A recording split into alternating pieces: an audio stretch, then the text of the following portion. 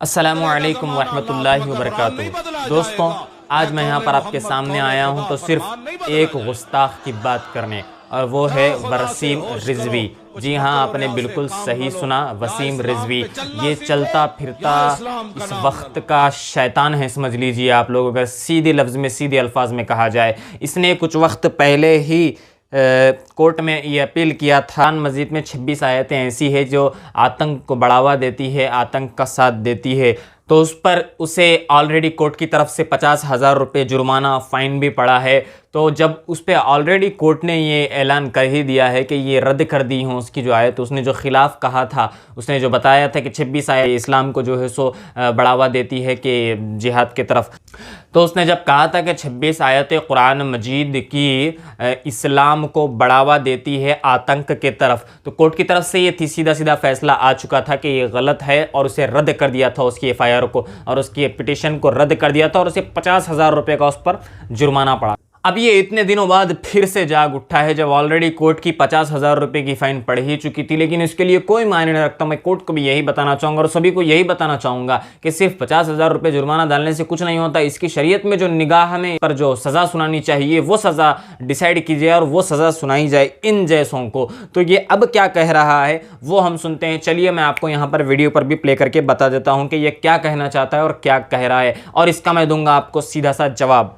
कुरान मजीद में से 26 वो विवादित आयतें जो आतंकवाद को बढ़ावा देती थी उनको हटाकर, और कुरान मजीद के जो सूरे थे वो सीरियल से नहीं थे, उनका क्रम संख्या ठीक करते हुए एक नया कुरान मजीद तैयार कर दिया है। ये कह रहा है कि मैंने जो मतलब इसने नौज़ बिल्ला ये कह रहा है कि इसने जो 26 आयतें नोट की थी वो गलत है और मैंने उसे हटा दिया है, और अभी एक नई लेटेस्ट अपडेटेड कुरान मजीद इसने तैयार कर ली है।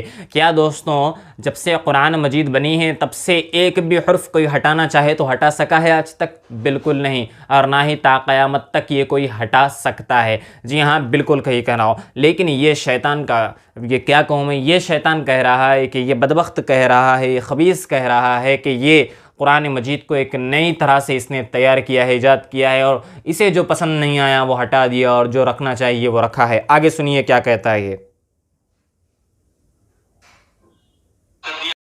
मैंने प्रधानमंत्री जी को उसका एक मॉडल भेजा है अपने पत्र के साथ में, और उनसे कहा है कि इस कुरान मजीद को सभी मदरसों में और मुस्लिम समाज में पढ़वाए जाने की व्यवस्था सुनिश्चित कराएं। और ये कह रहा है कि इसने प्रधानमंत्री नरेंद्र मोदी जी को एक लेटर लिखा है और उन्होंने इसने कहा है कि आप इसे रिफ़र करें, आप इसे पढ़ें और बताएं, और यहाँ पर इसे अप्लाई कराया जाए हर मदरसे में जहाँ पर इस्लाम की तालीम होती है। मदरसा माने, आप सभी को भी मैं बता देना चाहता हूँ कि मदरसा उसे कहते हैं जहाँ कुरान की तालीम की जाती है, जहाँ पर आलिम हाफिज़ उलमा बनाए जाते हैं, तैयार किए जाते हैं, मतलब उन्हें कुरान का इल्म दिया जाता है। इन जगहों को कहते हैं मदरसा। ओके, तो ये चीज़ तो आपने समझ ली कि मदरसा किसे कहते हैं। अब ये कह रहा है कि मैंने नरेंद्र मोदी जी को लिखा है एक लेटर और इसका एक कॉपी भेजा है कि ये सही कुरान मजीद है और इसे अप्लाई की जाए हर मदरसे में। अब मैं एक बात बताना चाहता हूँ, अगर समझ जाइए मैं एक डॉक्टर हूँ, ओके, और मुझे कहीं पर कुछ चीज़ मिली है, तो चाहे सही है या क्या है, मेरे नज़रिए में मुझे मिली है, तो मैं क्या किसी मैकेनिक को बताऊँगा कि भाई ये ज़रा देख के बोल सही है या नहीं है, या फिर मैं किसी साइंटिस्ट को बताऊँगा कि बोल भाई ये सही है, या मैं फिर किसी ऑटो वाले को बताऊँगा? ओके, अगर मैं डॉक्टर हूं तो जाहिर सी बात है मुझे किसी डॉक्टर को ही बताना पड़ेगा कि देख मुझे ये चीज़ मिली है तो क्या ये सही है या नहीं है।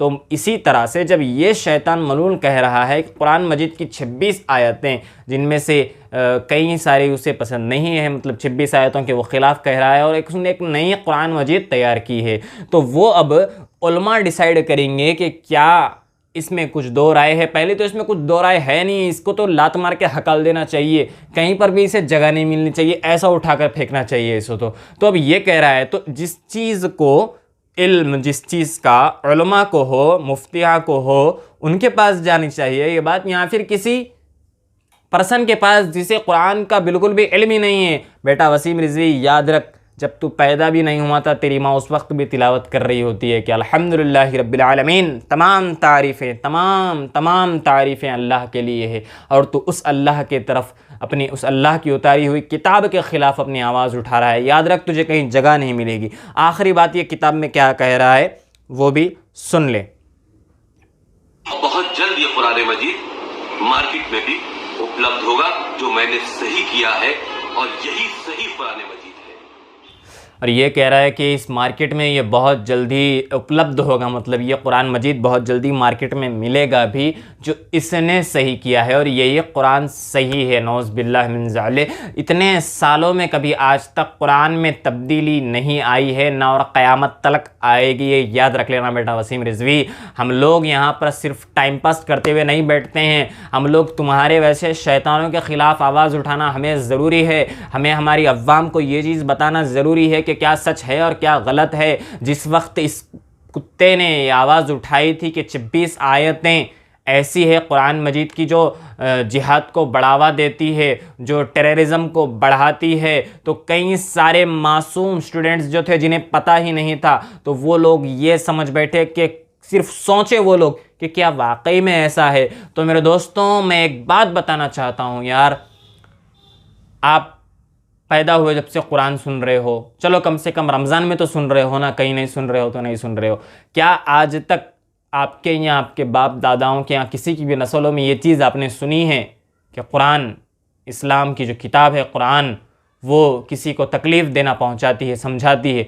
बिल्कुल नहीं। हमारे हुज़ूर सल्लल्लाहु अलैहि वसल्लम आक़ाए दो जहां मुहम्मद रसूलुल्लाह सल्लल्लाहु अलैहि वसल्लम भी यही बात बताते हैं कि बिल्कुल अगर आप एक मोमिन हैं तो आपसे किसी दूसरे को तकलीफ़ नहीं होनी चाहिए। अरे हम वो मुसलमान हैं, अगर रास्ते में अगर कुछ पत्थर काटे या कंकर कुछ आ जाए तो हम उसे रास्ते से हटा देते हैं। क्यों हटा देते हैं? ताकि वो किसी और को तकलीफ़ ना दे। किसी और को इसका मतलब ये नहीं होता कि किसी मुसलमान को ही तकलीफ़ ना दे, हर किसी इंसान को वो तकलीफ़ ना दे, हमारा मकसद ये होता। हमारे मोहम्मद रसूलुल्लाह सल्लल्लाहु अलैहि वसल्लम ने हमें ये तालीमात दी है कि किसी का दिल मत दुखाए, किसी का दिल मत दुखाए, किसी को तकलीफ़ ना दे। हमारा इस्लाम हमें ये सिखाता है। हमारा इस्लाम हमें टेररिज्म बिल्कुल नहीं सिखाता। हमारा इस्लाम सभी से मिल के रहना सिखाता है। मैं आखिर में यही बात कहूँगा कि ऐसे शैतानों को बाइकआउट किया जाए हर जगह से ही, ना ही इनकी कुछ आवाज़ निकलनी चाहिए। इनकी बस इसी तरह से आवाज़ दबा दी जाए कि ये कहीं आवाज़ ना उठा सके। याद रखना, फ़िरौन ने भी बहुत कुछ कह दिया था, आज तक ना उसे ज़मीन मिली है, ना आसमान मिला है, ना पानी मिला है, ना समंदर, ना कुछ, ना कहीं। तेरा भी वही हाल होगा बेटा। अभी कह रहा हूँ, अपनी खामोश आवाज़ को अपनी खामोशी में ही दबा ले। आखिर में मैं यही बात कहूँगा कि अगर आपको मेरी बात पसंद आई तो ज़रूर इस वीडियो को लाइक कीजिए और अपने दोस्तों तक शेयर कीजिए। क्या मैं सही हूँ या नहीं हूँ, इस राय को अपने कमेंट सेक्शन में ज़रूर बताना। और अगर आप कहते हैं तो आपकी तरफ से क्या राय होनी चाहिए, इस जैसे की सज़ा क्या होनी चाहिए। और मैं आखिर में अगर गलती होगी तो उलमा इकराम से गुस्ताखी हो चुकी है मुझसे, तो कुछ बोलने में तो मैं उनसे माफ़ी चाहता हूँ। अगर मैं कहीं कुछ गलत कह दिया हूँ तो आप लोग अपनी राय में मुझे सही कर सकते हैं। अस्सलामु अलैकुम व रहमतुल्लाहि व बरकातुहू।